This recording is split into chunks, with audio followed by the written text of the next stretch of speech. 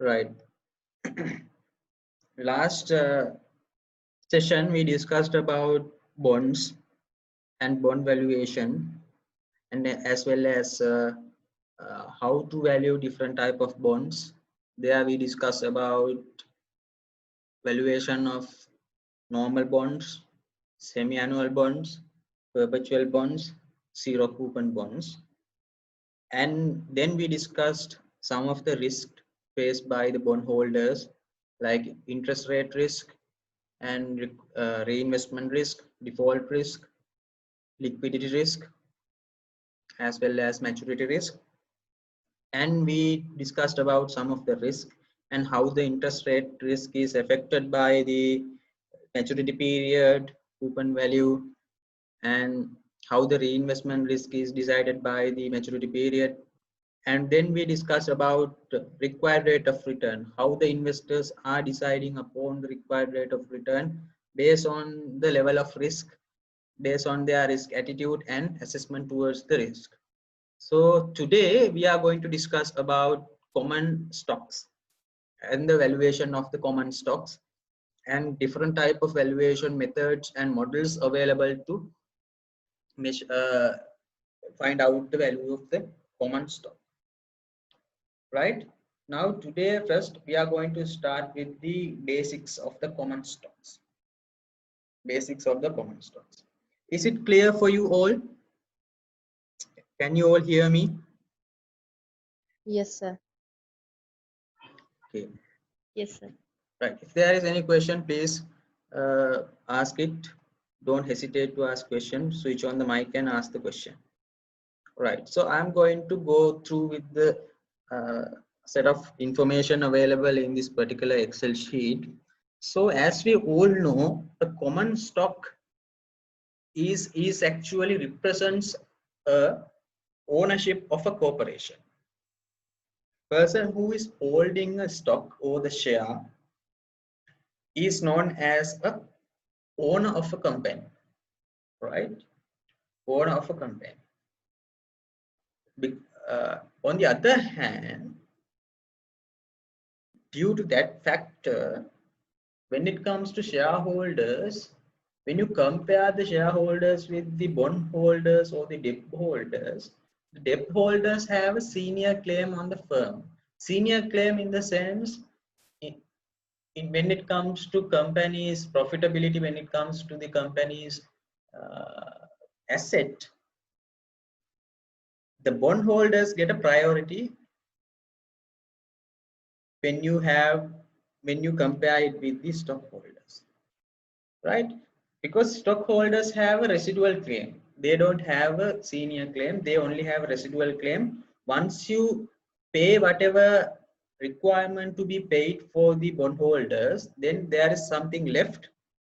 That part can be distributed among the stockholders or the owners, right? So there is no such obligation to pay part of the profit to the to the stockholders, just like the bondholders. Because when it comes to bondholders, the company has a legal obligation with the bondholder, where the company should pay agreed upon interest rate and the principal amount that is mentioned on the bond.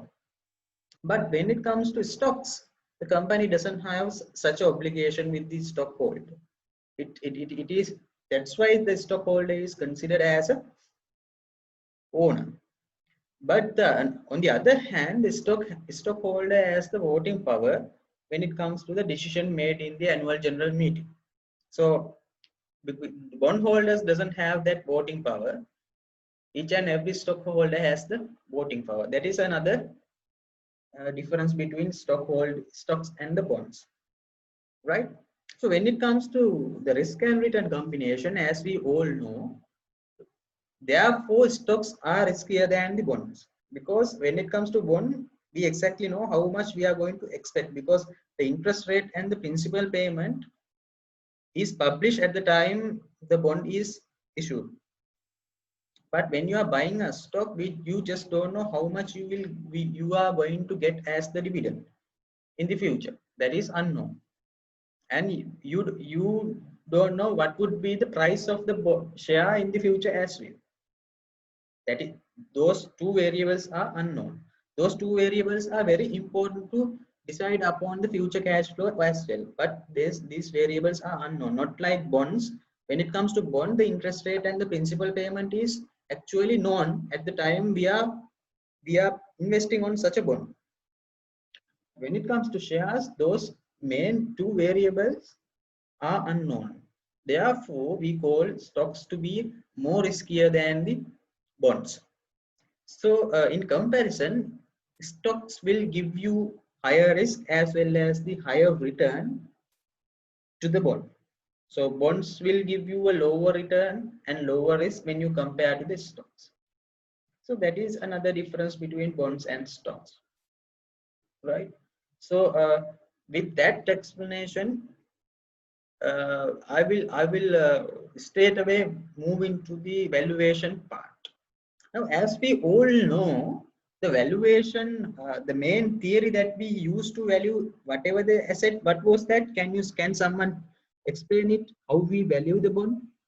Based on what factors? What exactly we calculated? Yes.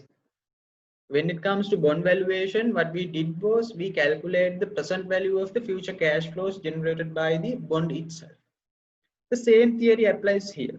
When it comes to stocks also, we are going to calculate the present value of the future cash flows generated by the stock.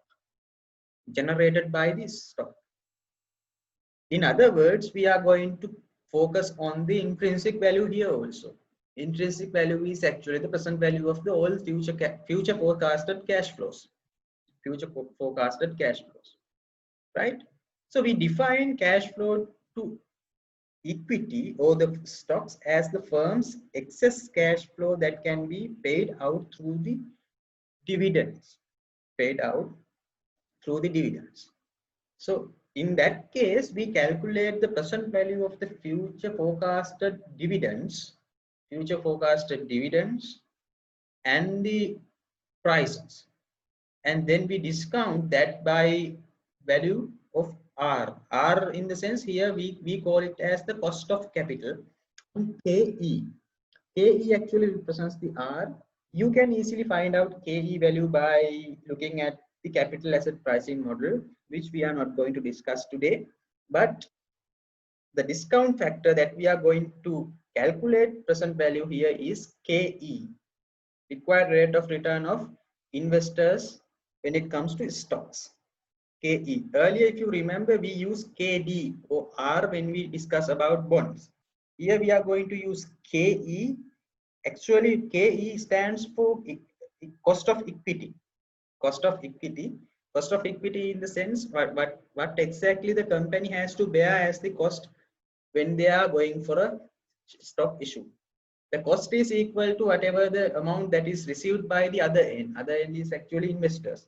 So in that case, we call it as investors required rate of return, right? So this is the basic idea of calculating the present value or the intrinsic value of the stock, right? So what are the future cash flows of a stock? Now, first part I already explained, that is dividend. Other than dividend, what we are going to receive in the future, if we are going to invest in a cash, invest in a equity or in a common stock, we are going to get dividend. Then what else we are going to get?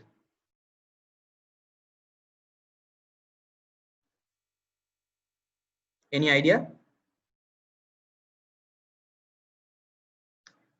Yes, capital gain, capital profit. It's not a profit, it's a gain.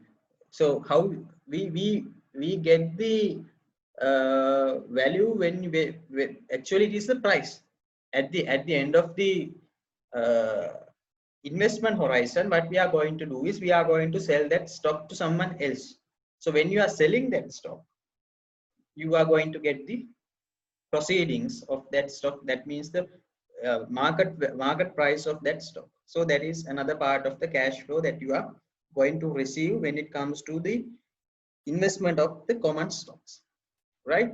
So with that knowledge, I am going to move into the main calculation part where you are going to understand the different type of models available for us to calculate the valuation of the bond.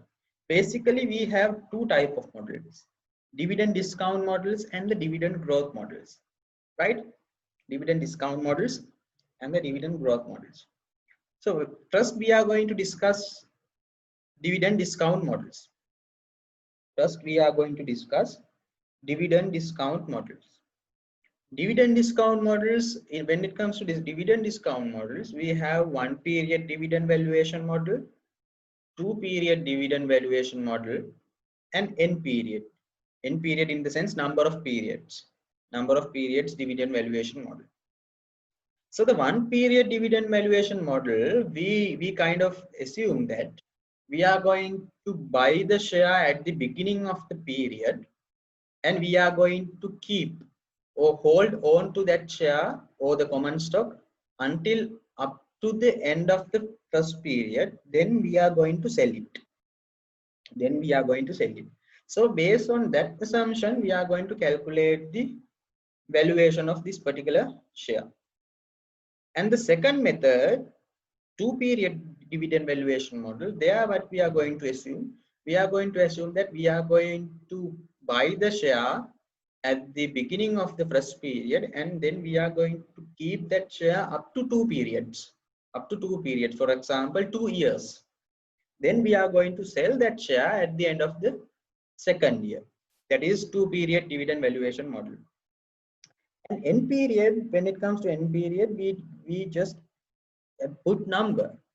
That means whatever the years that you want to keep the share with you. That means two or more. 2, 3, 4, 5, 6, whatever the years you want to keep. Then, for example, after 5 years, you are going to sell that share. So at the beginning of the first year, you are going to buy that share. And after 5 years time, at the end of the fifth year, you are going to sell it. Sell it at the market price that is available on that day. So in this particular models, we assume that we have to predict a future price, then we can calculate the valuation today. And the second valuation model is actually dividend growth model. Dividend growth model. When it comes to dividend growth model, we discuss about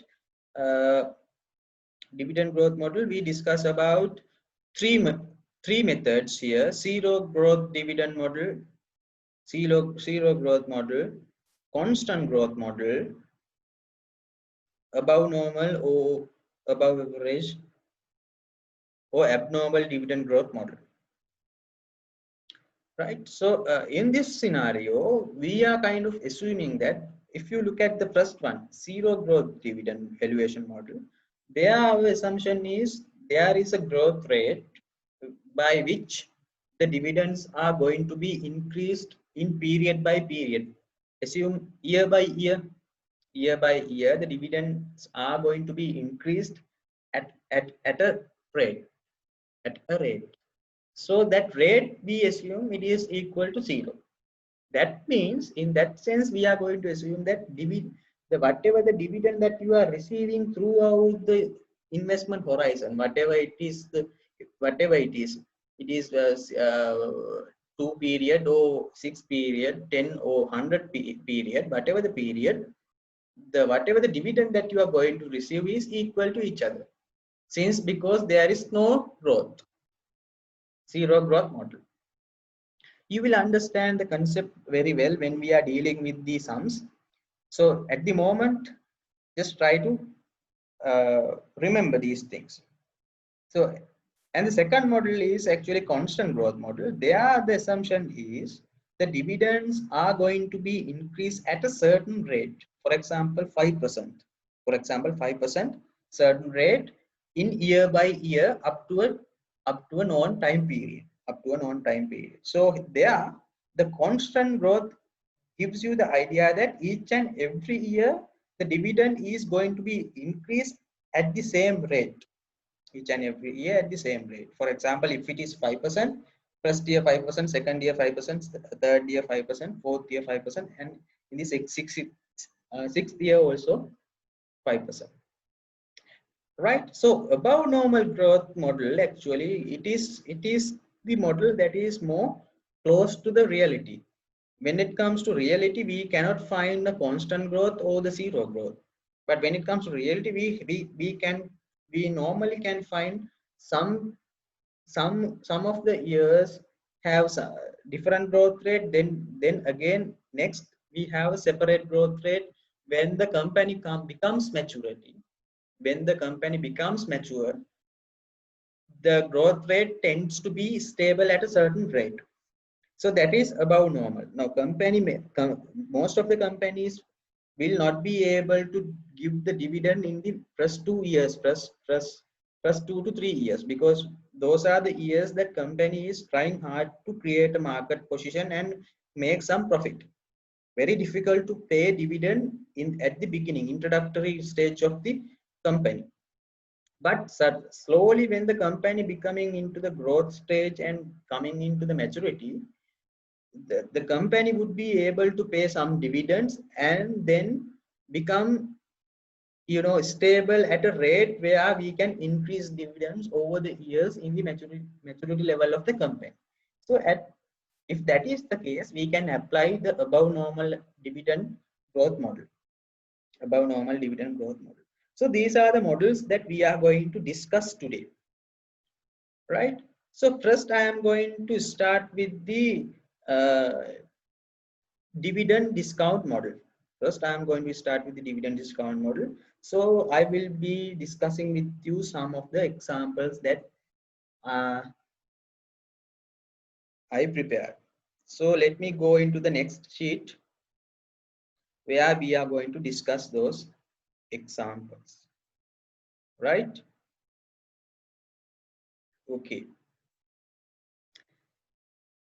Right. So in here, dividend discounted model, first I am going to introduce you one example where you can calculate the 1 period model, 2 period, and n period, whatever the periods you want. So this is for simplicity here, we will assume that all the cash flows that an investor receives are paid as a cash dividend. Right, that is not the simplicity, that is what is normally happening. And thus the stock's intrinsic value today represent the V0 value at the today. Value today is representing V0 is the present value of all the future cash flows, forecasted dividend, and the price at the end of the period. So now if you look at this particular formula, you can see if in this formula we have basically two portions. First one is the dividend, and then we have the price. Now if you look at this formula gives you the idea how we are going to calculate the present value. So D1 is actually the dividend of the first period, D2 dividend of the second period, D3 dividend of the third period, and up to Dn, whatever the period you want. For example, if this is a six period model, then n become 6. So you have d1, d2, d3, d4, d5, and d6. Then this is 1 divided by 1 plus ke to power 1, 1 plus ke to power 2 is actually the discount factor. So ke is actually what is that? Ke is the cost of equity or the required rate of return of the stock investor. Required rate of return of the stock investor, right? And if this, and PN is actually the price or the market price that you are going to sell this particular share at the end of the investment period. Now, for example, if the investment period is 6 years, that means PN is the market price at which you are going to sell this particular stocks after 6 years. For example, end of the 6th year, what would be the market price of this particular share? So those are the two components of the future cash flow. You are going to receive series of dividends and at the end of the period you are going to receive the sales proceeding of the share, which is denominated here by Pn. So this particular formula is summarized in here in below with the addition of this summation mark.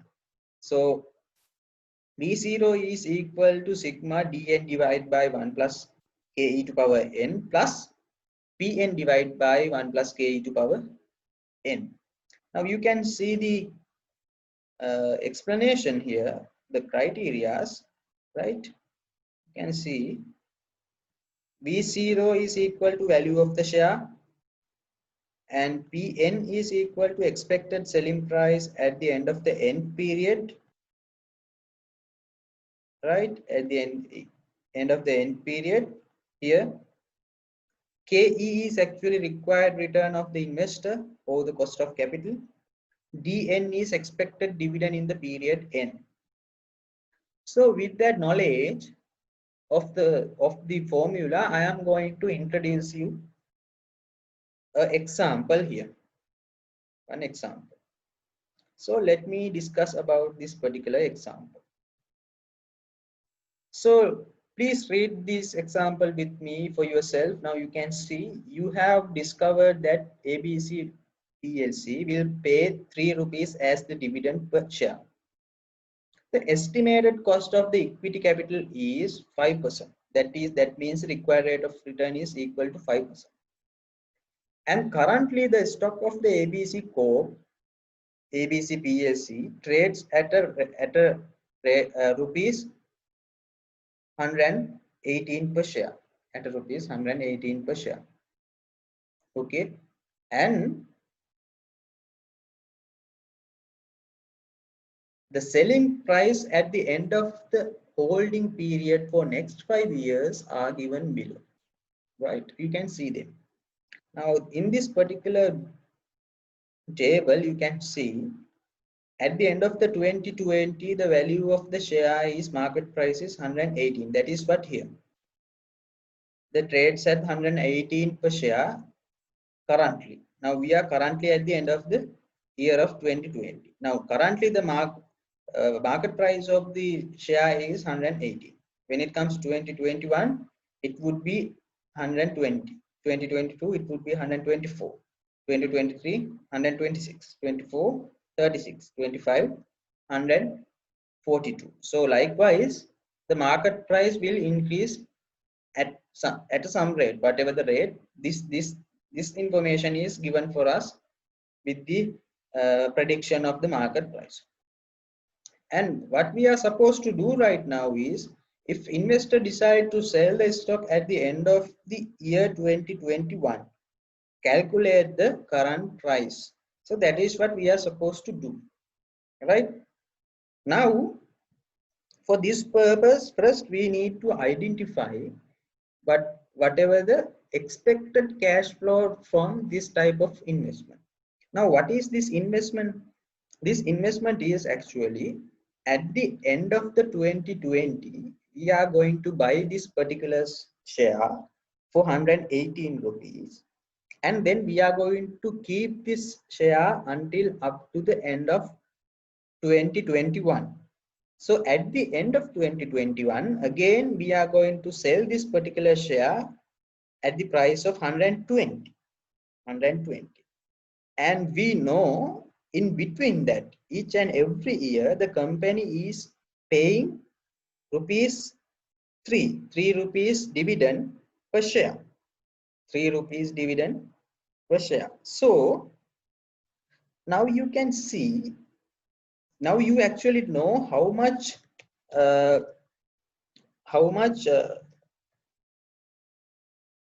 cash flow that you are receiving from this particular investment. So I am going to put those cash flows here. Right here, year 2021, I am going to receive a dividend because I am going to buy this particular share on at the end of the 2020 and sell it at the end of the 2021. During that 1 year, I am going to receive a dividend of 3 rupees. Now it says that ABC PLC will pay 3 as the dividend per share. So I'm going to receive 3. And at the end of the 2021, when I am selling that share, because this says if the investor decided to sell the stock at the end of the 2021. So that means investor is going to sell it. When he is going to sell it, he will have to sell it at 120. That means you are going to receive another 120 rupees at the end of the year 2021. So these are the cash flows that you are going to receive.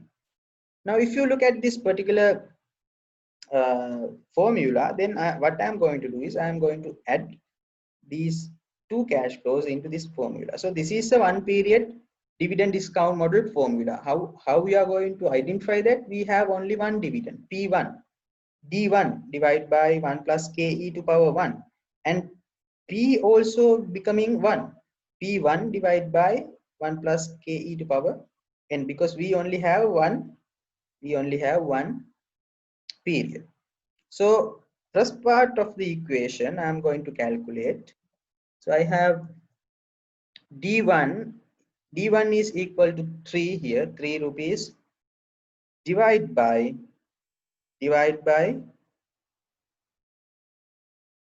1 plus KE, 1 plus KE. KE is equal to 5% because it is given. Investors required rate of return is equal to 5%. So 0.05. That is the first part of the equation. And plus, then I am going to sell this particular stock at about the price of 120 rupees, divide by again 1 plus KE 0.05 and close bracket. So this is the equation we are looking at. So I am going to hit enter so that you get the answer. So that means the value at the current year, it's not V1, it should be V0. The value at the current year is equal to 117.1. The same rule applies here. Just imagine that the market price of this particular asset is equal to 100 rupees. Will you buy this particular share? Based on your understanding, can someone tell me, are you going to buy this one? How you are going to decide whether to buy this or not?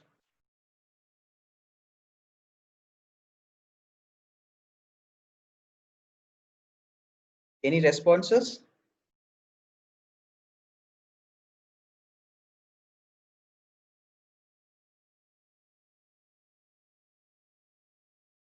Right. Now, how we are going to decide? Now, you have calculated this intrinsic value here, 117. That means according to your calculation, this particular share is worth of 117.1. But at the current moment, if the share is selling at 100 rupees, but now according to this particular uh, discussion, we know exactly how much we are going to sell. I am just imagining this 100 rupees. If it is 100 rupees, that means you should definitely buy it. You should definitely buy it because we can buy a share that is worth of 117 at a price of 100 rupees. But if you look at the example, the current price at the moment, we will have to buy it at 118 rupees. So if that is the case here, are we really going to buy this? Because we are going to buy a share by paying 118 rupees, but the actual value of the share is only 170. So therefore we can decide not to buy this type of share, right? So that is another way of that is actually why we are valuing these shares to make this buying decision. So we are going to compare this intrinsic value with the market value. Then we are going to, based on that comparison, we are going to decide whether to buy this share or not. So that is what we are going to calculate today. Is it clear for you all? Am I making any sense? I need some feedback here. Okay, right. Now, if you go for the second example here, the second one, it says that if the investor decided to sell the stock at the end of the year 2022, calculate the current price. So now this becomes a two-period dividend discounted model, because earlier, now in this particular example, we discussed about one period dividend discount, because you buy it at the end of the 2020, sell it at the end of the 2021. Now the situation is different here. Now here we are going to buy it at the end of the 2020 and sell it at the end of the 2022 according to this exam. So again, I am going to identify what are the future cash flows that I am going to get with this particular investment. What is this investment? Buy it at 2020 and sell it at 2022, right? So when you are going to buy it at 2020, you are going to receive 3 rupee dividend at the in the year 2021, and again 3 rupee dividend in the year 2022, and again you are going to sell this particular bond sorry again you are going to sell this particular share at the end of the 2022 for about 124 rupees, because it is given in the particular estimation. So I am going to put 124. So I am going to sell it for 124 rupees at the end of the year 2022. So then again, the same process. Now you can see when you compare the equation here with the equation earlier we discussed, we when it comes to earlier equation, we have only have two parts because it is one period model. Now we have three parts because it is two period models, because we have dividend 1, dividend 2, and we have P2 here. That means price 2, right? So with that, I am going to calculate the value of this particular share if you are going to go for this particular investment. Keep it up to 2 years, right? Then the value of the share would be equal to current value. Current value of the share would be equal to we have three components here. Component 1, d1 divided by 1 plus ke to power 1. So we have d1 is equal to 3 divided by 1 plus ke is equal to 0.05 to power 1, right? We don't want to mention that, but I mention it for the sake of understanding. And we have the second part, again d2 is also equal to 3 rupees.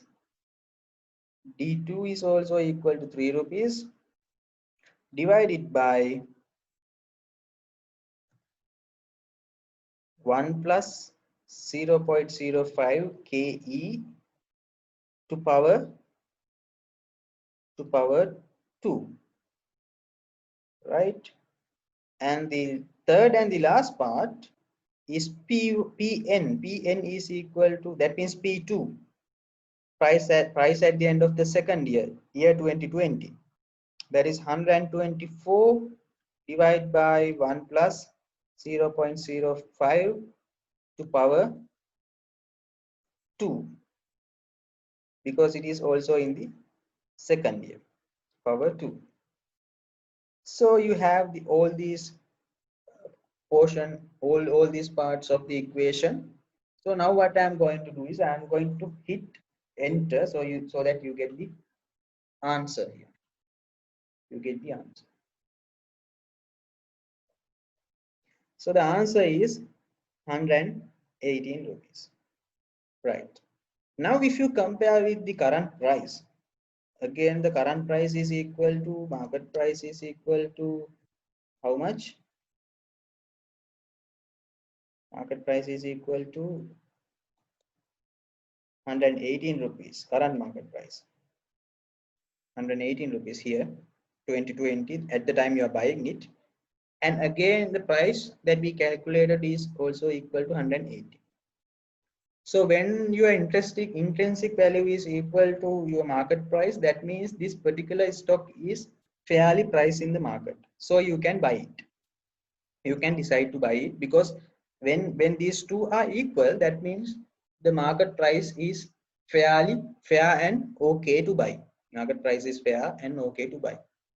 Right? So that means if you are going to buy this particular share, you will have to keep this share up at least up to 2 years, at least up to 2022, if you want to at least make a profit. If you want to at least make a profit, if you want to at least earn what you are required, So your requirement is here is actually 5%, 5%, right? Estimated cost, investors required rate of return. If you at least want to earn that 5%, you will have to keep this particular share at least up to year 2020. Otherwise you are not going to get the profit here if you are going to keep it up to 2021, right? Okay, I hope you all get the idea here. Then I am going to move into the third example here. Third example. In the third example, I am going to discuss a three period dividend discount model. So instead of year 2022, here what I am going to do, assume here is the investor decide to sell this stock at the end of the 2023, calculate the current price. So like same way that I identified earlier, I am going to identify the cash flow. So year 2021, I am going to get 3, 2, I am going to get again 3 dividend in the year 2023. I am going to get again 3 rupee dividend, and P3 I am going to sell it at the year 2023. It is for 126 rupees. 126 rupees. So this is the cash flow that I am looking at here, right? This is the cash flow that I am looking at here. So if you want to calculate the price again here, so let me copy this down. So we have to calculate the price for this particular module. So this is the particular formula that you can use. As you can see, again we have 1, 2, 3, 4 parts because we have, this is a 3-year model. This is a 3-year model, 4 parts, right? So here equal. So what I'm going to do is 3 divided by 1 plus KE, that means 0.1 plus 0.05. So instead of that, I am going to put 1.05. It's the same thing. 1.05,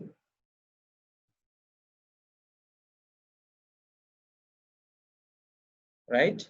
So 3 divided by 1.05 and then plus 3 divided by 1.05 to power 2 plus 3 divided by 1.05 to power 3 plus, then we have the price at the end of the year 2023, 126 divided by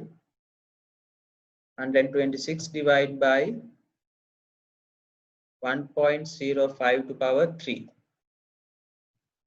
5 to power 3. So here also you get the answer. So it is equal to 117 rupees. It is equal to 117 rupees. That means if you want to keep this particular share up to year 2023, again your decision should be actually not to buy this. That means most suitable decision, most suitable investment option here is to keep it until up to 2022, because if you keep it up to 2022 you get 118, but if you keep it up to 2023, again you will only get 117 rupees, right? Okay, the last one. Now here I am going to assume that I am going to keep this particular share until up to year 2025. So again, I am going to identify the cash flow. So D1, at the first year I am going to receive 3 rupees, second year dividend 3 rupees, third year 3 rupees, fourth year 3 rupees, fifth year 3 rupees. And at the end of the fifth year, how much I am going to get as the price according to the sum? It is 142 rupees. 142 rupees. So I am going to put that 142 here, and I am going to calculate the value 0 here, right? Same way I did for the previous ones. I'm going to calculate. So here we should have 1, 2, 3, 4, 5, 6, 6 parts in the equation. Okay, so equal 3 divided by 3 divided by 1.05 plus 3 divided by 1.05 to power 2 plus 3 divided by 1.05 to power 3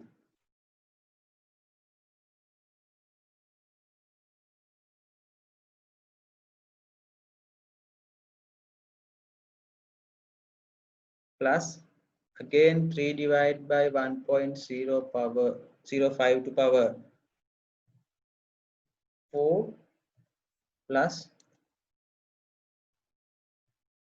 3 divided by 1.05 to power 5 plus the last part, it is the price 142 divided by 1.05 to power 5. So this is the equation that you are going to use, right? So all I am going to do is I am going to hit enter. So you get the answer. So you get the answer.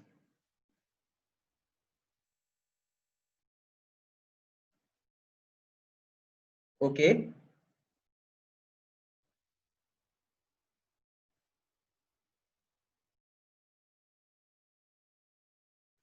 So at the end of, if you are going to keep this particular bond until up to year 2025, that means you are going to receive 126, 124 rupees as the dividend. Okay, right. So if this is the case, again, if you want to compare this with the previous the price, now the current price is equal to 118. Again, if you do the comparison, if you are going to keep this share up to 2025, that means you can earn a good profit here. That means you can easily buy this share right now, right? So I hope you all understand the calculation here. We have 1, 2, 3, 4, 5 dividends receiving and 142 rupees at the end of the period, right? So this is all about the dividend discount models. So here we discussed about 1 period, 2 period, 3 period, 4 period and 5 period. So you can calculate whatever the periods you want, but the main limitation of this method is actually, anyway we will have to uh, anyway we will have to uh, predict the values here, predict the future values like this, predict the future prices of the period, future prices. But the problem with this prediction is, if something happens with the prediction of the future price, if there is something wrong with that prediction, your calculation is also going to be wrong. So if you are going to make the decision today with the wrong calculation, ultimately at the end of the period you might be end up with the loss. So that problem is there when it comes to dividend discount models, right? So if you want to use this particular dividend discount models, there should be way to predict the prices in the future. Otherwise it is very difficult for us. So that is actually the dividend discount models. So let me move into the next model where we are going to discuss about dividend growth models. Dividend growth models, right? Any problems?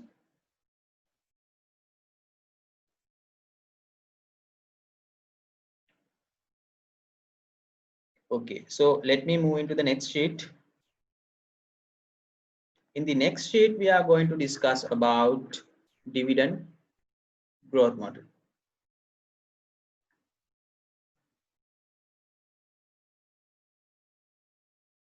Right. In the dividend growth model, basically we have, as I said, three models to discuss. Zero growth dividend valuation model, constant growth dividend valuation model, and above normal growth dividend valuation model. So these are the two models that we are going to discuss under this particular section, right? So when it comes to zero growth model, it is pretty much easy. We are not expecting any growth here. We are not expecting any growth. So you can easily calculate this particular price here just like a perpetual bond. If you remember how we calculate the valuation of a perpetual bond, we just divide the coupon rate by the required rate of return of the investors. Here we apply the same thing. So instead of coupon rate, we have the dividend. So we have the dividend here, expected dividend divided by the KE. KE is actually representing the required rate of return. It's the same thing. So just please read out this particular example. It says that it has been estimated that ABC company will pay 5 rupee dividend. DPS means dividend per share in each year, the foreseeable future, right? So the investors required rate of return is 12%. And what is the value of share? So here the assumption is that the company is going to pay this 5 rupees until up to the infinity amount of time period. We just don't know where this cash flow is going to be ended up. It's more like a perpetual cash flow. So we can apply the perpetual cash flow formula easily. Here dividend or the cash flow is here is equal to 5, and it should be divided by the required rate of return. Very easy, 0.12, that is 12%. So you get this answer here. You get this answer. So what is the value here? It is 41.64. So it's not V1, it should be V0. V0 is equal to 41.67. So value of the particular share, this particular share at the moment, current value. So that is the zero growth model. There's nothing to worry about the zero growth model. It is just the application of this formula and understanding the cash flows behind the zero growth model. So since there is no growth, D1 equal to D2, D2 equal to D3, D3 equal to D4, and up to infinity number of dividends, all dividends are equal. That means you are receiving the same amount of money during the same time period, just like yearly, for an unforeseeable future. That is a perpetual cash flow. So we can easily use this perpetual uh, calculation of present value formula for a perpetual cash flow. So here the cash flow is actually equal to the dividend. That's why we have put the dividend here, DN. So dividend here is equal to 5 rupees divide by the discount rate. Here the discount rate is required rate of return for this type of a stock. That means KE.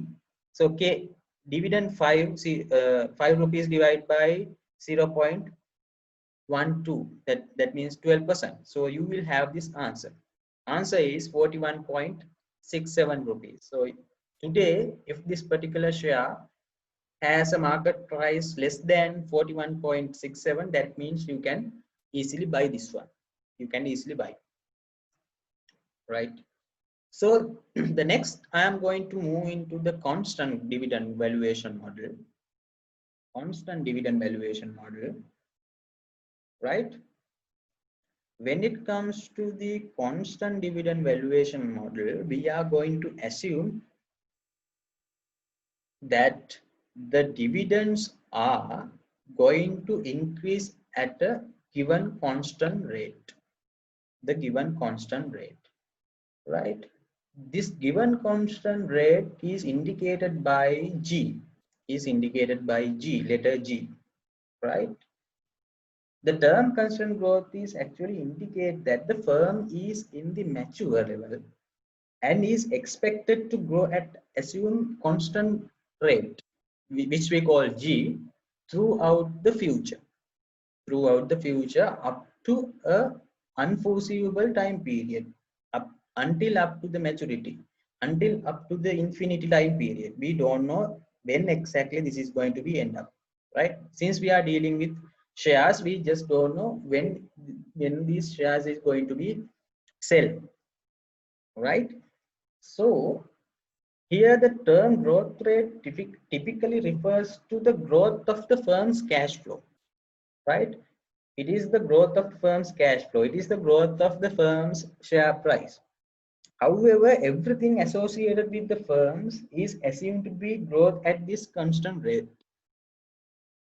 Earning per share, dividend per share, profit, and share price. So these things are expected to grow at this particular rate, right?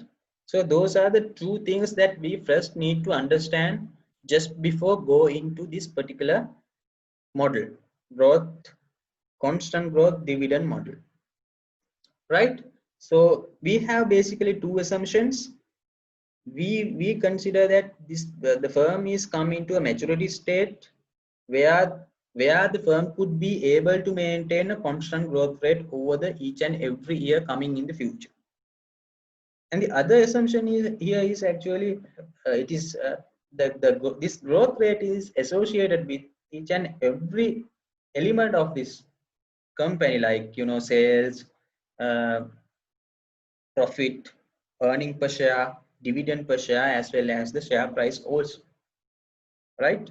So with that, I'm going to introduce you this particular formula here. Vn is equal to dn plus 1 and divide that by r minus g.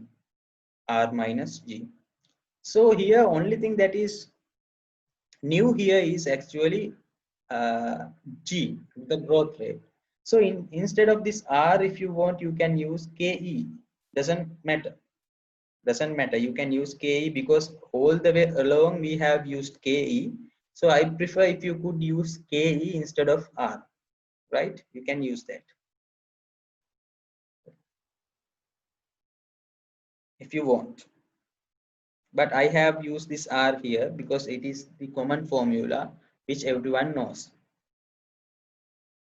right? R here is actually representing the cost of capital or required rate of return of investors. G is the constant growth rate and D is the dividend that you are getting. Here you get N plus 1. Here you get N plus 1. So instead of this R, if you want, you can use K E if you want. But I am going to put it as R. Okay. Right. Now you can see if here the second formula, it gives you the dividend in the future years. So when you know this growth rate, you can easily calculate the dividend in the future year. Now if you want to calculate the dividend in the next consecutive year, that means next year means now you add at the 0.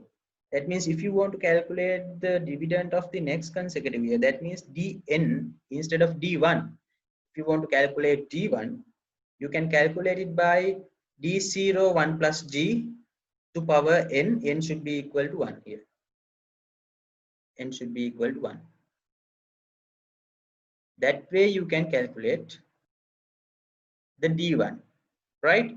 If you want to calculate d2, that means the dividend at the end of the second year, there are two ways of calculating it. First way is actually d1, d2 is equal to d0 to power 2. So n should be equal to 2. This way you can calculate d2, or you can either use d1 instead of d0 here. Instead of d0 here, you can use d1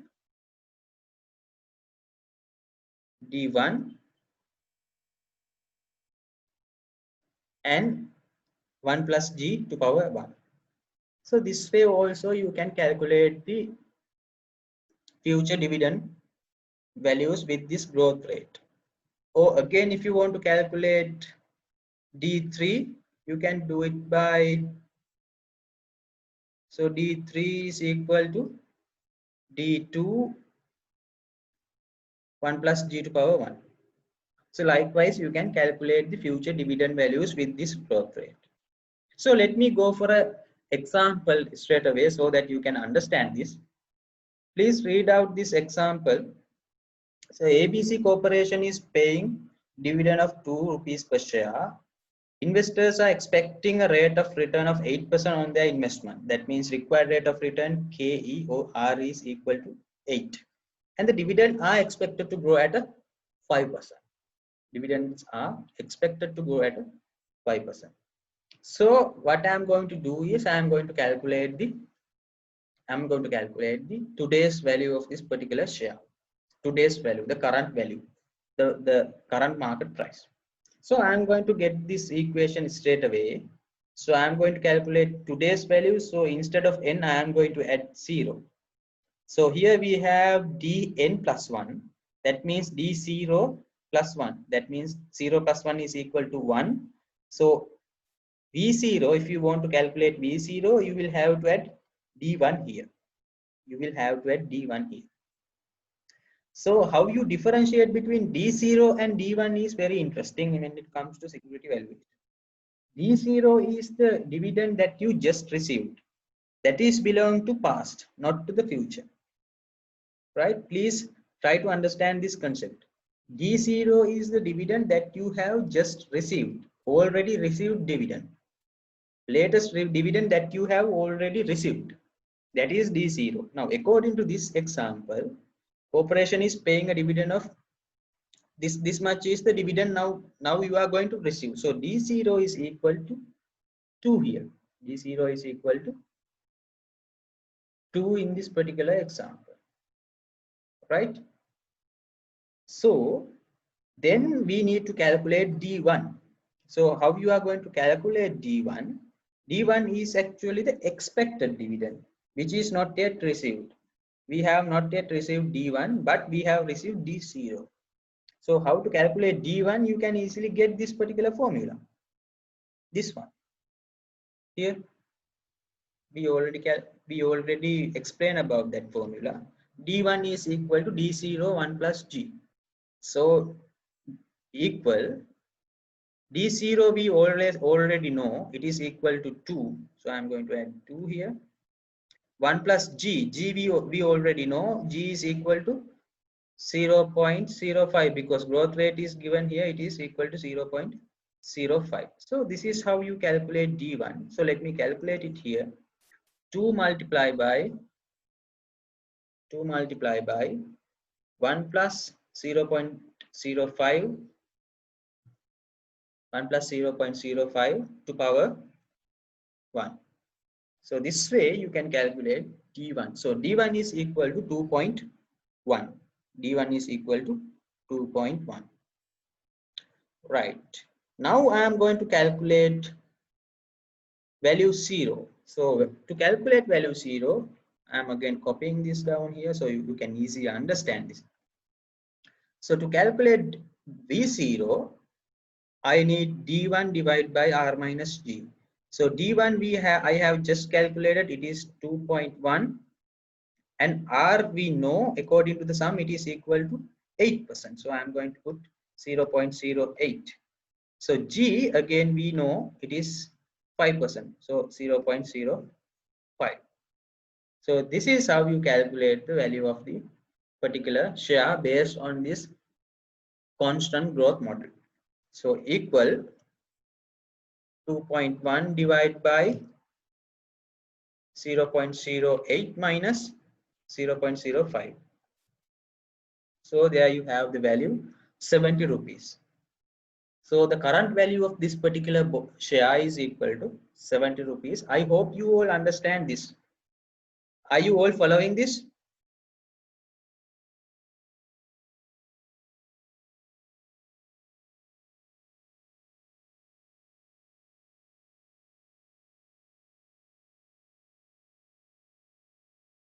Right, thank you. Now, with this explanation, I am going to go to the next one. So what will happen to this stock price after a 1 year? That is what I am interested in this. Now here we already calculated the value at the year 0. That means at the current year. Next, I am going to calculate the value here after a 1 year. That means V1. What would be the value of the share after a 1 year? Now here, at the moment, the value of this share is equal to 70 rupees. At the moment, the value of the share is equal to 70 rupees. Right? So now I am going to calculate the value of the share after a 1 year. How much would be the value of the share after 1 year? So how we are going to calculate it? So you need to calculate. So let me get the same formula so you can understand it very clearly. So this is the same formula that we used. So we want to calculate V1 instead of Vn, we need to calculate V1. So I'm going to put 1. That means Dn, n should be equal to 1. So 1 plus 1 means it is equal to 2. Here D1 plus 1 is equal to, so instead of that I am going to put 2, right? 2. So this is the equation that we are looking at. So let me add these values. So V1 is equal to D2 divided by R, we know 0.008, G 0.005. So what we don't know here is, 0.08, 0.05. What we don't know here is D2. But actually we know how to calculate D2. We can easily use this particular formula. We already discussed about that. So D2 is equal to D1, 1 plus G to power 1. So you can easily remove this one. Doesn't matter. So D1 we calculated. It is equal to 2.1 here. D1 was equal to 2.1.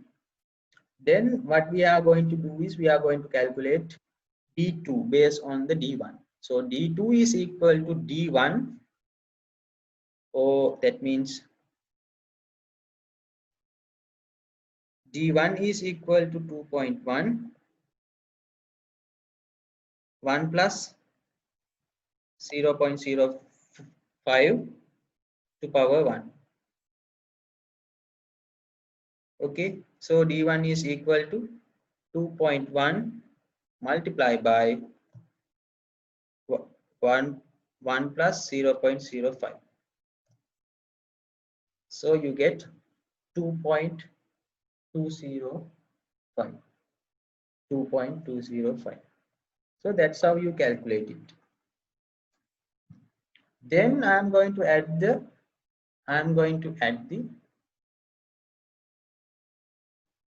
value here. 2.205 as the D2, 2.205. So I'm going to calculate value here at the end of the first year. So equal 2.205 divided by 0.08 minus 0.05. Right. So you get this answer 73.5. So that means at the end of the first year you get 73.5 at the beginning of first year. Sorry. At the moment, the price of this particular share is equal to 70 rupees. After a 1 year, that means at the beginning of the year 2, you get 73.5. As I said, now when we were discussing about this constant growth model, I actually explained the fact that the growth rate is typically refers to the growth of the firm's cash dividends. However, everything associated with the firms also assumed to be growth at a rate of G. That means we are assuming to grow the share price at this growth rate also. There is a way that you can verify that. You can straight away get the price at V0 at the year 0, and we can apply the same growth formula here. So all you have to do is equal, you will have to multiply this 70 rupees by 1 plus growth, 1 plus 0.05. So there is only a 1 year from 0 to 1. So if you hit enter, you get the answer 73.5. You get the same answer. You get the same answer. Right? I hope you all understand these calculations. Right? So you get the same answer. Likewise, if you want, again you can calculate value at the year 2 also. So let me calculate that so you can understand. So what if you want to calculate value at the year 2 like this?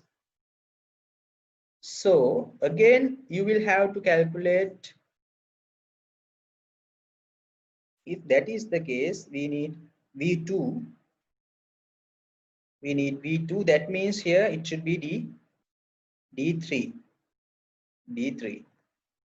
So in order to calculate V2, we need D3. Let me calculate D3. So D3 should be equal to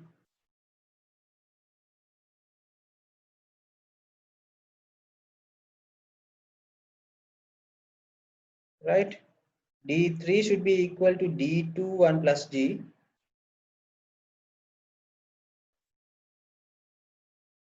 D2 1 plus G. That means D2 we already calculated. That is equal to 2.05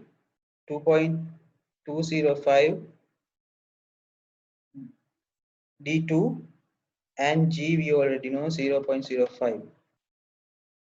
So that's how you calculate D3. So here we are going to get 2.205 multiplied by 1 plus 0.005.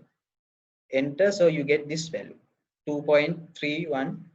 So I am going to add here, instead of D3, 2.315 divided by R minus D, that means 0.08 minus 0.05, that means 0.03. 0.03 we have here. So we are going to calculate the value. So let me put the same thing, otherwise you will get clarified. This one. So V2 is equal to V2 is equal to 2.315 divided by 0.08 minus 0.05. There you have 77.17. 77.17. Again, the same way, if you want to calculate V2 by using the previous price, you can do so by adding this particular values. Now, we know the previous value is 70 rupees 2 years back.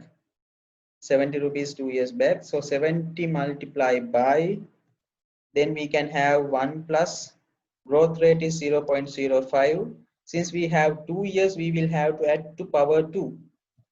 We will have to add power 2. So you get the same answer.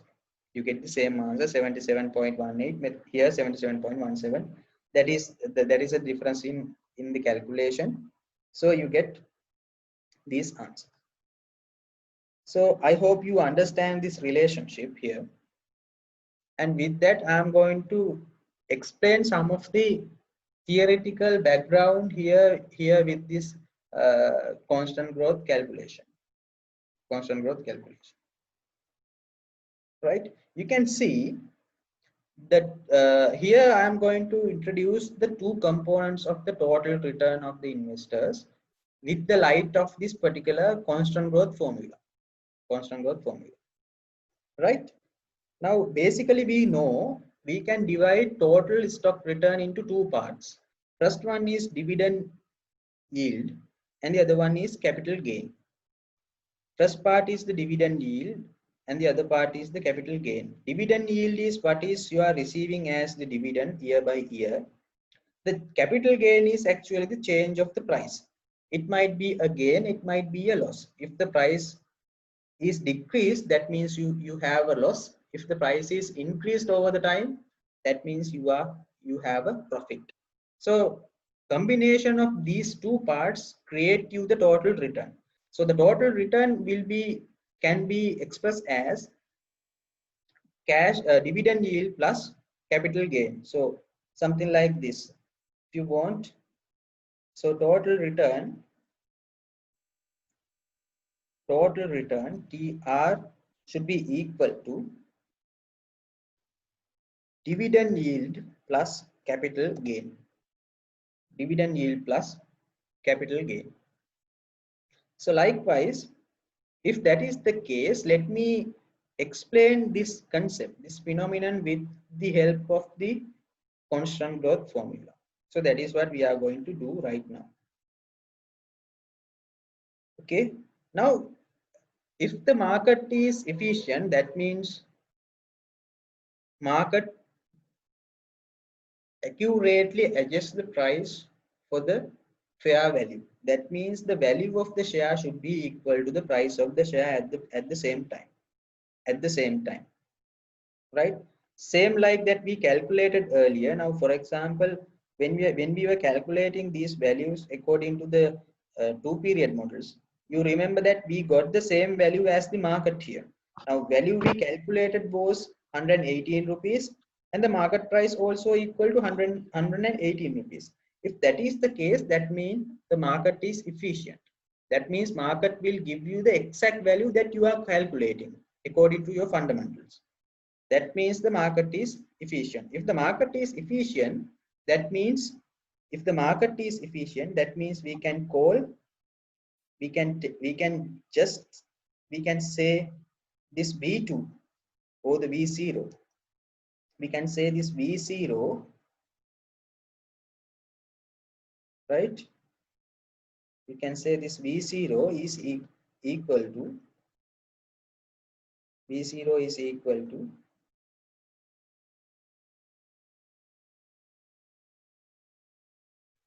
we can equal this V0 to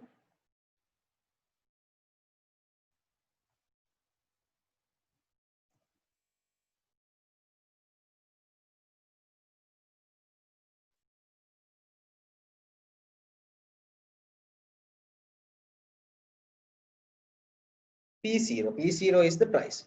The market price at the moment should be equal to the intrinsic value or the value that we calculate. So in that way, I am going to get the same formula here. Our same formula. Instead of V0, I am going to put P0.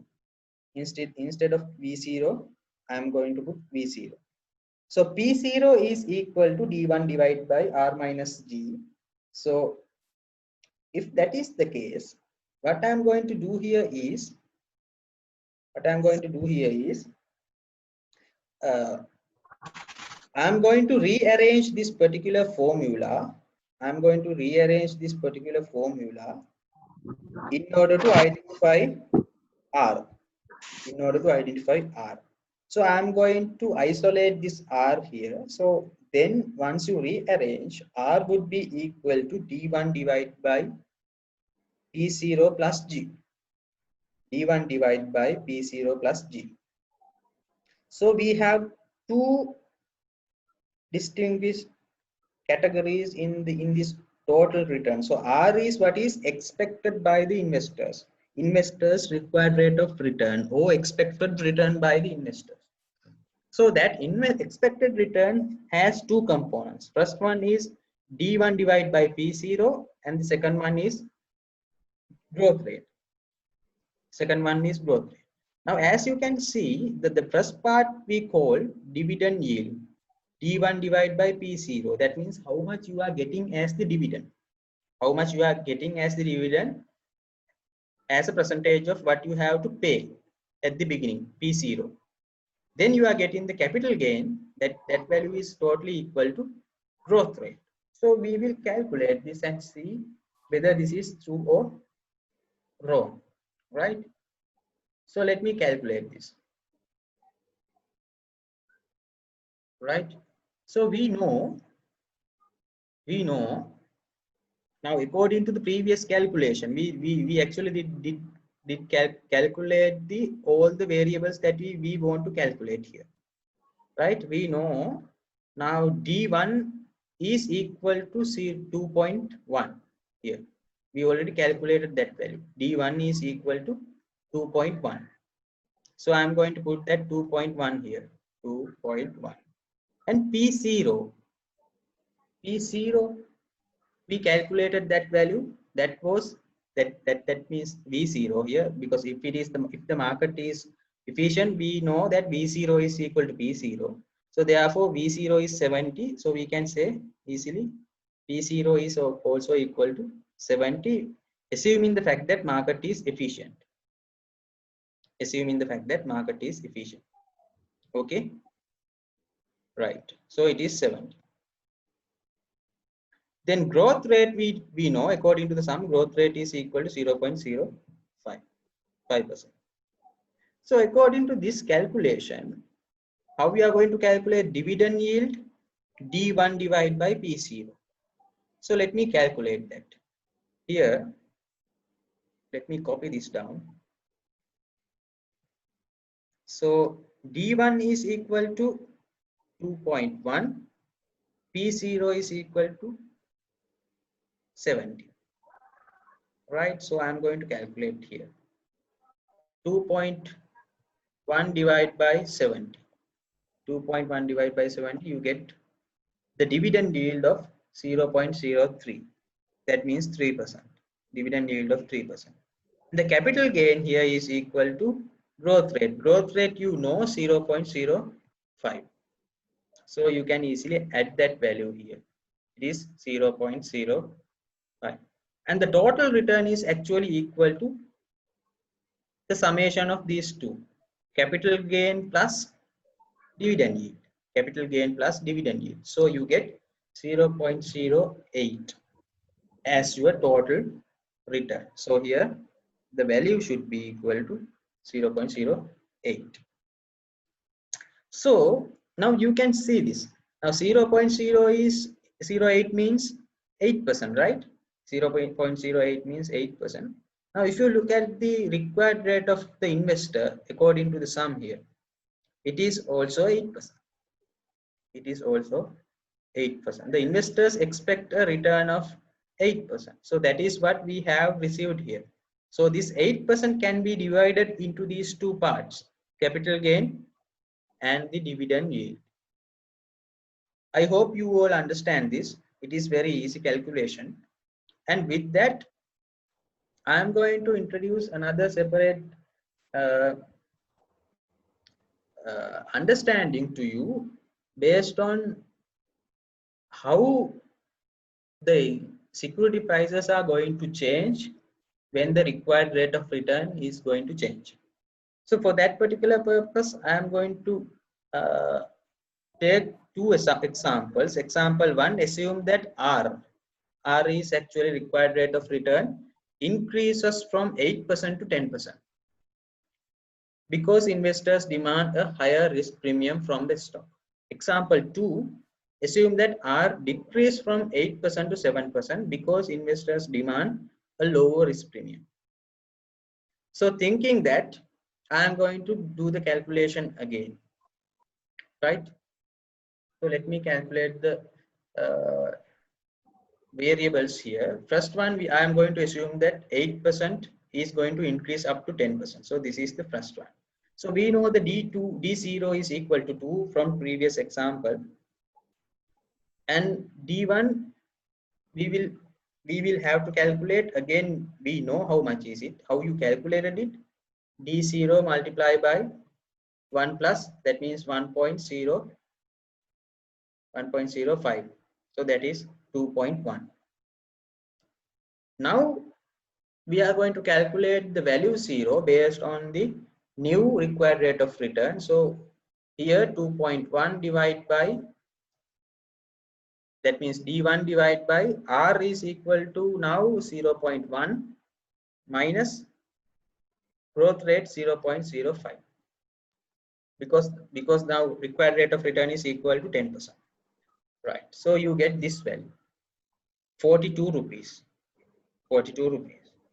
Let me calculate the next example also, example 2, where we are going to assume a rate of 7% as the required rate of return because of the decrease of the demand. So risk premium, therefore the investor's risk premium goes down. So here this is equal to 2 and D1 is obviously equal to 2.1, nothing to change here. So V0, how you calculate? 2.1 divided by, we have 0.07 minus 0.05, right? So now you have this value. Now you have this value. So now you can see how the prices are changing when you are changing the required rate of return. When you are changing the required rate of return, right? Now you can see the effect of the required rate of return on the prices. Now, when the required rate of return was 10%, the price of the security, current price of the security or the share is 42 rupees. When the required rate of return is 8%, if you remember earlier, current price was around 70 rupees. Is 70 rupees.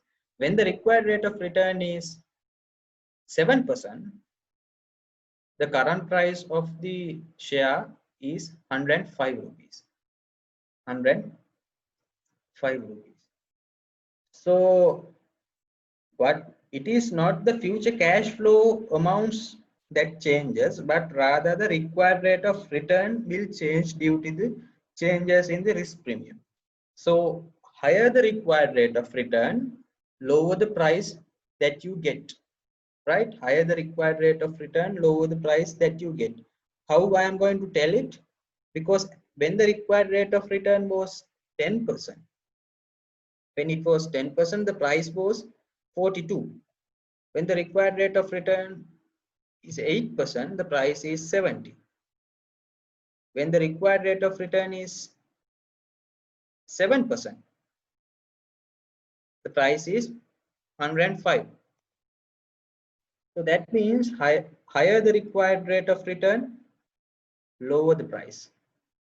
Lower the required rate of return, higher the price. So relationship between required rate of return and the price is again negative here. Negative.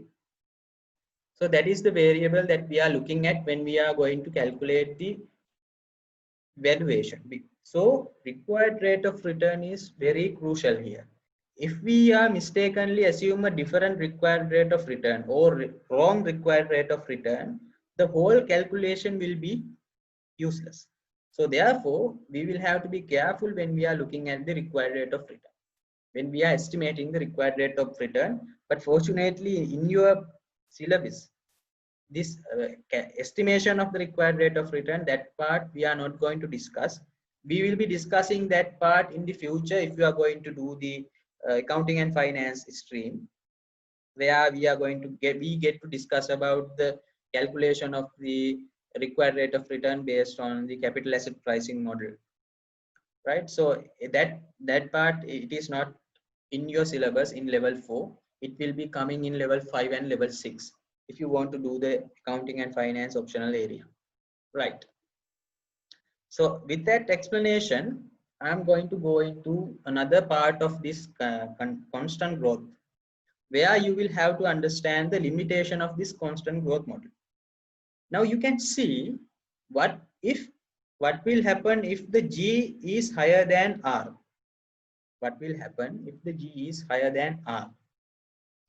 In such instances where the G is higher than R, when the company has a higher growth rate than the expected return, which can be happen in the practical situation, where when the company comes into the growth stage of the company's life cycle, when the company comes into the growth stage, normally companies have a higher growth rates for about 20%, likewise 15%, something like that. So there is a possibility that the growth rate become higher than the required rate of return. So in such instances, we cannot actually use this particular technique, the constant growth technique, to calculate the fair value or the current value of the share, because when the growth rate is higher than the required rate of return, we will have a negative value. We will have a negative value, so that we don't get the real picture.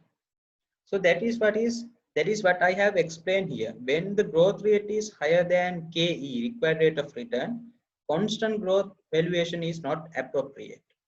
Constant growth valuation is not appropriate. And the other part, the next one is here. Now you can see, if a firm is expected to have a variable growth rate in the coming years, then again the constant growth rate is not going to be appropriate, right?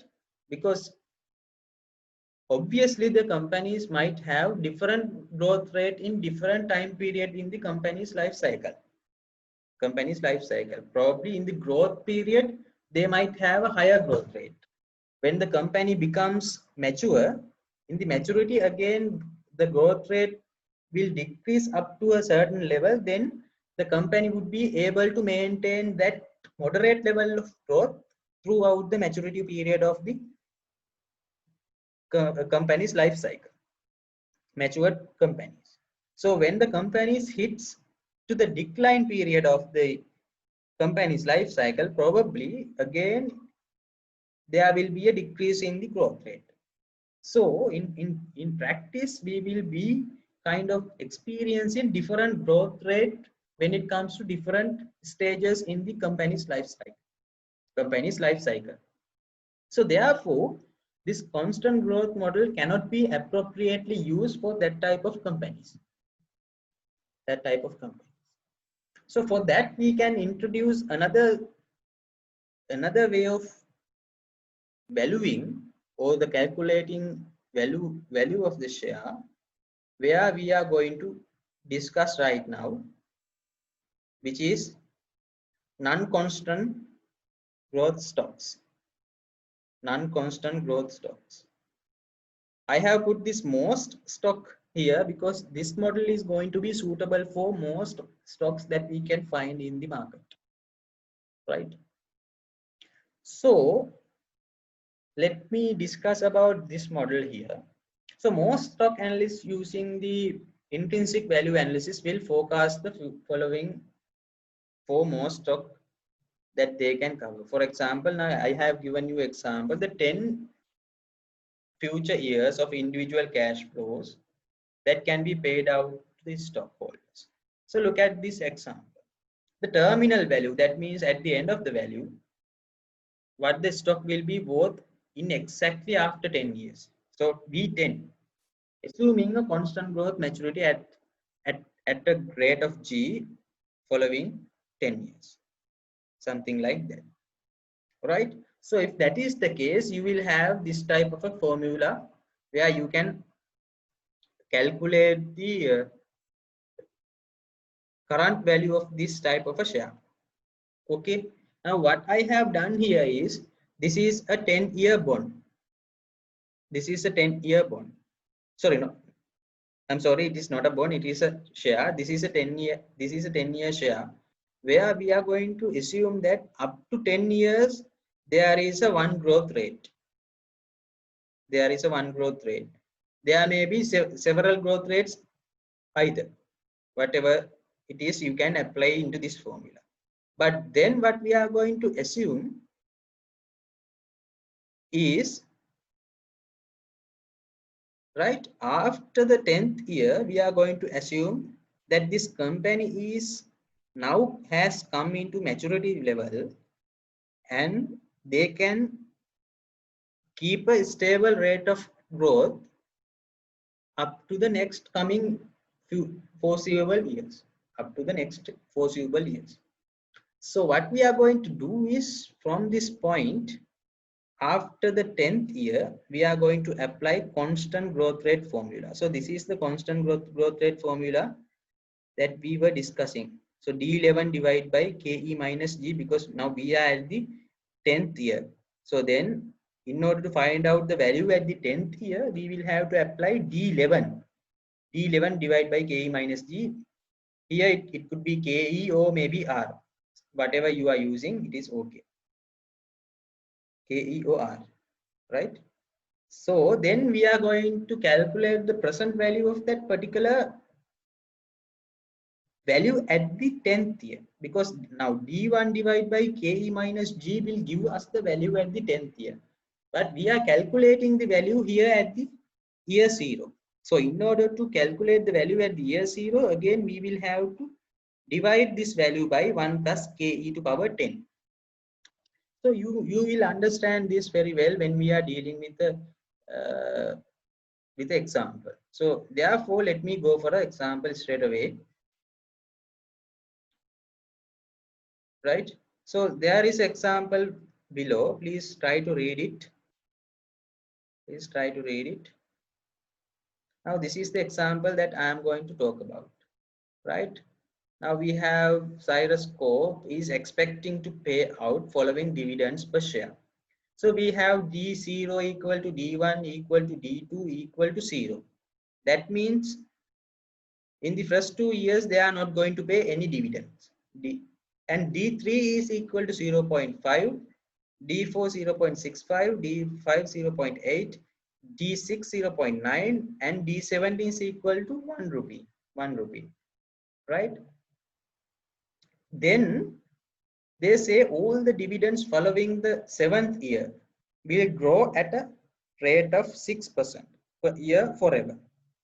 That means after the 7th year, the expectation is actually to grow the dividend by 6% each of the year after the 7th dividend. So if that is the case, and again we are going to assume that the required rate of return is 10%. It is also given with the sum. If that is the case, we can draw a timeline like this. Please pay your attention to this timeline here. Now you can see this timeline. So we are starting from year 0, n is equal to 0. So in the year 1 we are not going to receive any dividend, 0. Year 2 we are not going to receive anything, but in the year 3 we are going to receive 0.5 as the dividend. Year 4 we are going to receive 0.65. In year 5 again we are going to receive 8, year 6 0.9, year 7 0, year 7 1 rupee, and after year 7 the dividends are going to be increased at a rate of 6%, at a rate of 6%. So now we are supposed to calculate the current value of this particular share, current value of this particular share. So let me calculate that. So first what we have to do is first we will have to calculate the, so let me identify whatever the variables that we need to do the calculation, right? So let me draw the timeline here from starting from year 1, 1, 2, 3, 4, 5, 6, 7. So all together we have 7 years. Altogether we have 7 years, right? So then in the first year we are not going to receive any dividend, second year no, then we have 0.5, then 0.65, then 0.8, then 0.9, and then 1 rupee, right? Okay, now in order to calculate the, then what is, then what we know is after the 7th year, for example in the 8th year, the dividend will be increased at a rate of 6%. So how we are going to calculate the dividend at the 8th year? So we can use same old formula here, right? So dn equal to d0 1 plus n. Now we need to calculate dividend at the 8th year. So d8. So in order to calculate d8, we need d7. So you could easily calculate it. d7 1 plus g to power, here it should be equal to 1. So you can easily apply the values. Now we already know the values. D7 is already given here. It is equal to 1. D7 is equal to 1. And G is already given because after the 7th year we are expecting this particular dividends to be increased at a 6%. So 0.06. So this is the value of D8. So I'm going to calculate that value. D8 is equal to 1 multiplied by 1 plus 0.06. So you get the value 1.06. Right? So now you can calculate the value of this particular share. So how you are going to calculate this?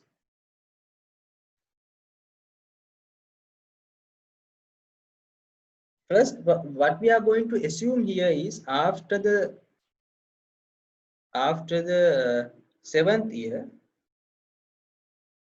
this particular share becomes a constant growth model. So we can apply the constant growth model after the 8th year, after the 7th year. Okay, after the 7th year, starting from the 8th year, you can apply the constant growth model. So that is what I am going to do. So what I am going to do is I am going to calculate the value of this particular share at the 7th year. V7. So V7 is equal to, so I am going to get this down. So V7 should be equal to D8 divided by, this we know now, D8 divided by R minus G. So D8 we already calculated, so I am going to do the sum here. So D8 is 1.06. It is divided by R is equal to 0.1 because we know, we already discussed about that. According to the sum here, the required rate of return is equal to 10%. So with that, I'm going to put 0.1 minus the growth rate is 0.06 here, right? So you get the value here 26.5 as the value of this particular share at the end of the year 7. right? Year 7. Okay, so then now we know that in the year 7 there is a value of 26.5. There is a value of 26.5, right? So now we need to calculate the present value, that means today's value, V0. Now how we are going to calculate V0? It is basically just by calculating the present value of all the cash flows we have here. Present value of all the cash flows we have here, right? So now what are the cash flows we have here right now? What are the cash flows we have here?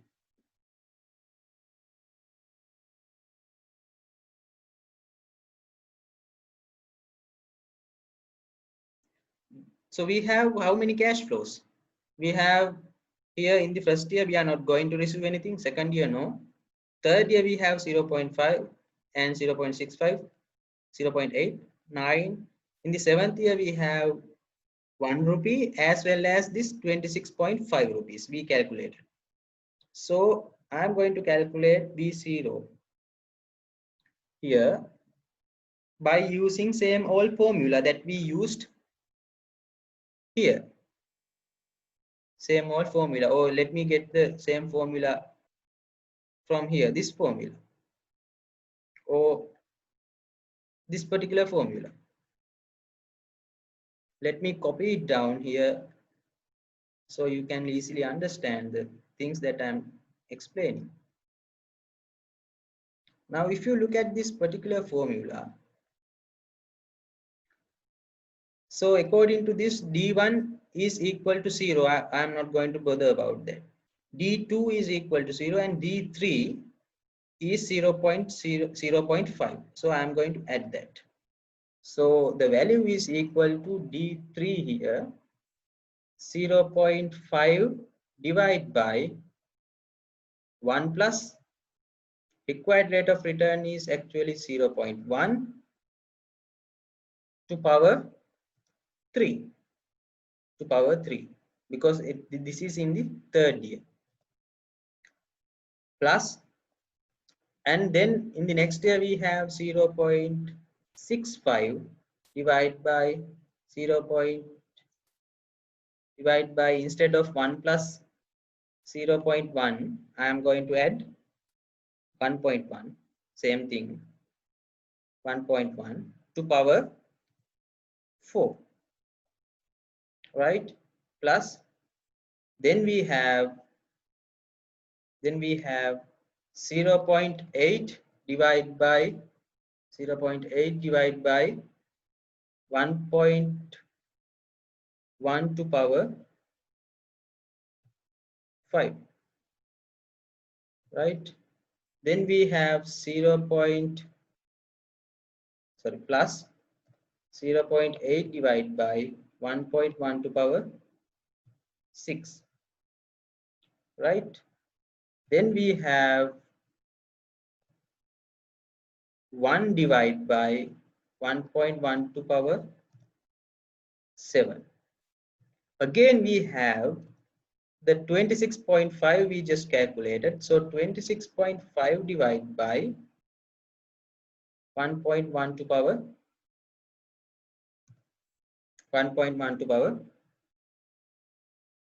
7, because it is also in the 7th year. So this is how you calculate this. So if you hit enter here, you are going to calculate the value. It is 15.88. So you get the valuation of this particular share to be known as 15.88. 15.88. So if it is not clear, let me calculate it again here, so that you can understand easily. Now here, if you want to calculate present value, what you do, equal 1 divided by 1.1, because it is the required rate of return. So here we don't have 1, here 0. 0 divided by 1.1. Here also equal 0 divided by 1.1 to power 2. again 0. Here you get 0.5 divided by 1.1 to power 3, right? Here you get 0.65 divided by 1.1 to power 4, right? Here again you get 0.8 divided by 1.1 to power 5. Here 0.9 divided by 1.1 to power 6.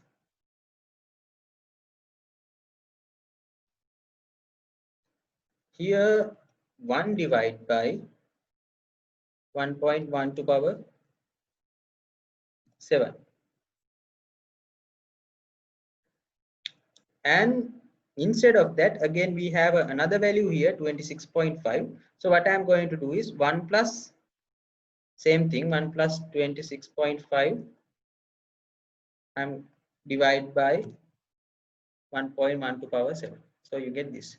So what we are going to do is we are going to take the summation of all these values. So that you get the same equal sum. I'm going to get the summation of all these values. So it will have 15.94. This is because of the actually the rounding up of the figures, we get different answers. So don't worry about that, because it is anyway 15.9 if you round it out. So let me round it down. So like this, so it is, if you round it down for first decimal, it is always equal 15.9. So this is how you calculate or do the valuation for this type of assets. And I have already given another example here, another example. So let me calculate that for you as well, so that you can understand this very well. So please read this example with me. X and Y Corp currently pays no dividends, and XYZ's trust forecasted dividend is in 18 years from today at n equal 18, and is expected to be 6 rupees per share, and all the dividend past 8 years are forecasted to grow at 7%. Are forecasted to grow at 7%. So the timeline is given here very clear. I have given you the timeline here, and required rate of return is equal to R is equal to 14%. So same method I am going to do the calculation. So first I am going to do the give you kind of a sense of this timeline. So I'm going to just start from for example from 50, because we know up to 18 years, according to the sum, up to 18 years from today, we are not going to receive any dividend. So for the sake of simplicity, I am going to start from 15, 16, 17, 18, and 19. So we know for in the 15 year, we are not going to receive anything. 16, we are not. 17, we are not. In the 18 year, we are going to receive 6 rupees as the dividend. And 19 year, obviously, we will have to find it out. How? We are going to find out D19. D19.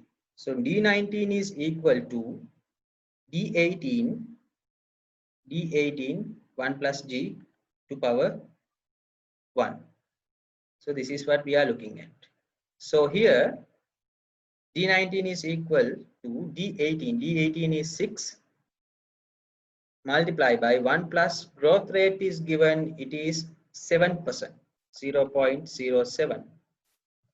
So you get this value 6.42, 6.42 as the dividend at the year 19.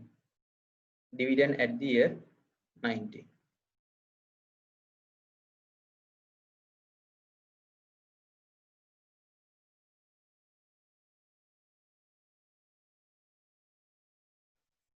right?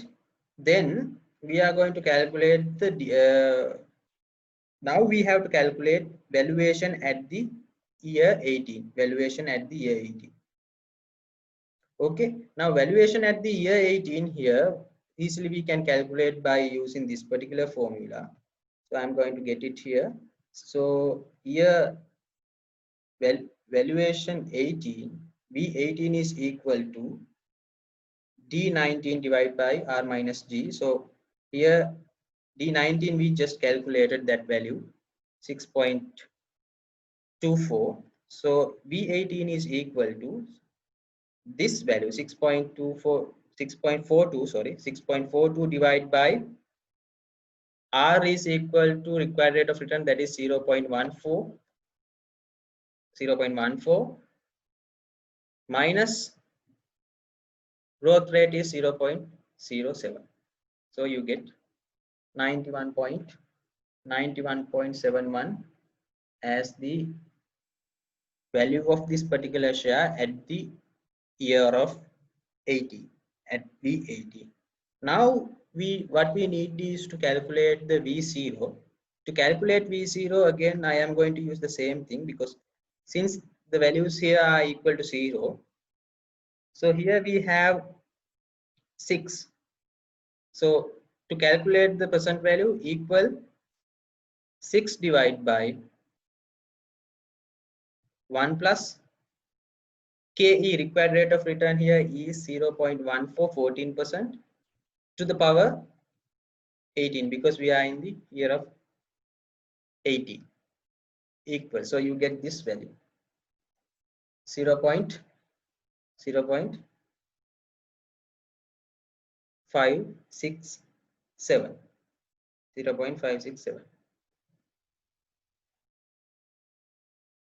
right? So with this, again, then what we are going to do is we are going to get the value here. So B0 is equal to, now again, instead of that, in the 18th year, again we are going to receive this 91.71 also, this V18. So I am going to add that here, 6 plus 91.71. So this will give us the whole value of this particular share, the whole value of this particular share, like this. So the value here is 9.24. So how you calculate it? Equal V0 is equal to, now we have 6 divided by, first part, 6 divided by 1.14, sorry, we have 6 divided by 1.14 to power 18, that is the first part,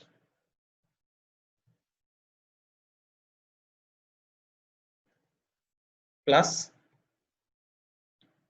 we have 91.71 divided by 1.14 to power 80, that is the second part, right?